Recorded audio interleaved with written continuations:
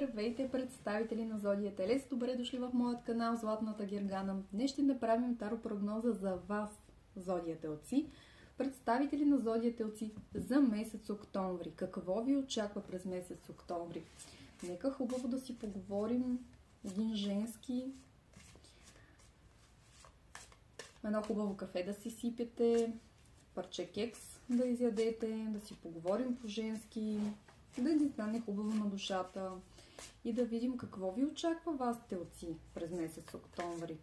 Много топлота виждам аз обаче тук и Five of Swords говори обаче и за скандали, разправи, Темперанс, но вие сте в енергията. Виждате ли как този знак на безкрайността, той е във вас. Не може никой да ви пипне. Ма не може ви докосне. Ма кой иска да си крещи, ма кой иска да се кара, ма кой иска да изпада в истерии. Не могат да ви пипнат. Въобще не ви интересува. 5 пари не давате, спасяйте се, както знаете. Вие сте стабилна личност. Ама стабилна. Да хърмит. Това е... Стоите определено на дистанция. Ще има някакви конфликти тук през този месец, но вие определено стоите на дистанция, мъдри сте, стабилни сте, каквото ви е минало през живота, през главата, казват картите, много опит имате натрупани, такива конфликти въобще не могат да ви докоснат. Page of Wands говори за хубава комуникация. Вие, въпреки това, ще имате хубава комуникация. Въпреки са ние всички хора, дето там около вас се карат, вие със всеки индивидуално имате прекрасен подход. Говорите с тях, общувате някакви новини, се едно тук вие сте посредника, като мъдреца, който всеки ви вижда като един мъдрец. Силна личност и много красива коса. Много красива коса имате. Така, нека да видим душата какво ще има за вас. Вау! Не! Спри! Направо се изляха, като поток се изляха, като буйна река се изляха. Seven of Wands. Вие защитавате себе си. Строите една хубава ограда, защитавате себе си, отстоявате себе си и даже тук слагате една маска на много страшна мечка, за да може враговете ви да се страхуват от вас. Да стар. Вашо желание се сбъдва. Виждам тук две красиви момичета.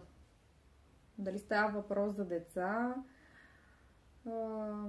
Две момиченца виждам. Тия момиченца някакво желание се сбъдва, което е нещо като за вас и за тях. Four of Coins говори за някакви пари. И Knight of Swords говори за бърза енергия.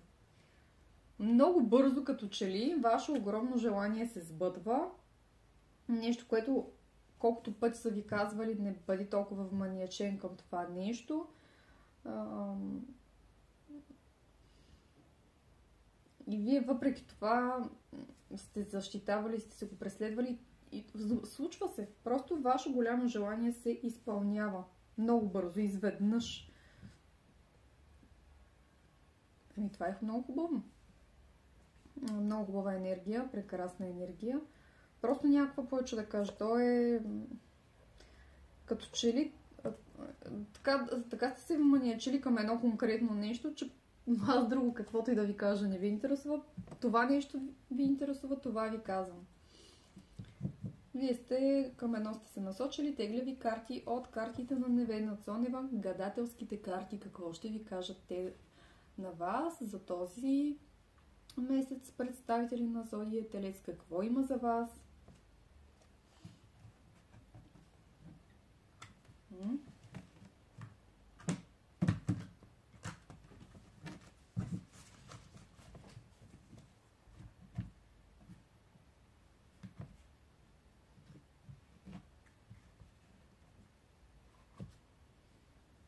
Дим, опасност, прикритие и неяснота. Може би имаш чувството, че нещо не се получава и че има някакъв скрит проблем, защото липсва яснота. Бъди на щре. Където има дим, има и огън, нали знаете? Може би някой иска да пусне димна завеса. Ето тук говорим за тази карта, където вие определено въобще не се не обръщате на тия конфликти тук внимание. Вие си гледате себе си, преследвате себе си, гледате собственото щастие, но определено явно трябва да обърнете внимание обаче тук, защото неглижирането на някакъв проблем може да пусне димна завеса. Да скрие някаква истина от вас, която вие ще се нуждаете от тази истина да я разберете. Някой ще се опита тук нещо да направи. Бъдете на щрек. Не подценявайте ситуацията. Не подценявайте ситуацията, защото има желание за власт и контрол, което означава, че всъщност чувстваш уязвим и несигурен.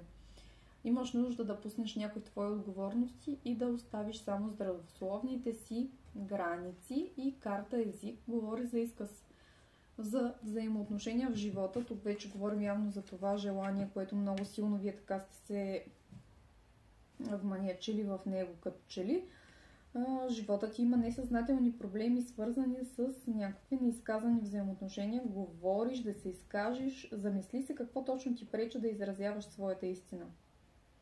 Ето е този Knight of Swords, който говори за това, че нещо тук има. Има нужда да се освободиш от някакви затлачени емоции и да споделиш, да се изкажеш, защото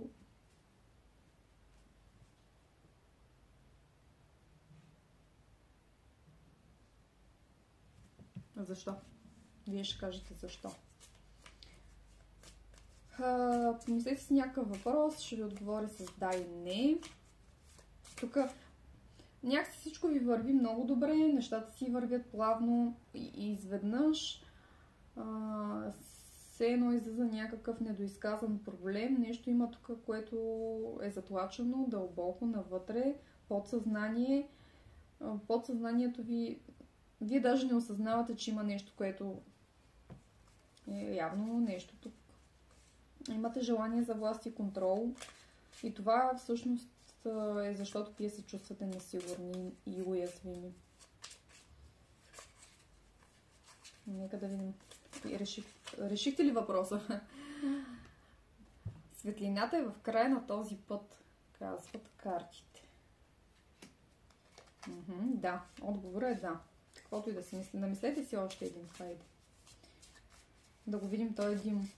Ето тук. Нещо за този конфликт. Решете един въпрос и решете, измислете, наречете и ви отговарям. Няма да ви отговоря. Това явно от вас зависи.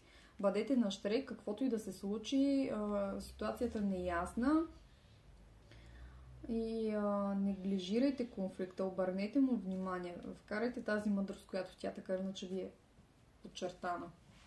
Желая ви всичко най-хубаво, прекрасен месец октомври. Наслаждавайте се, периодът за вас ще бъде наистина много приятен.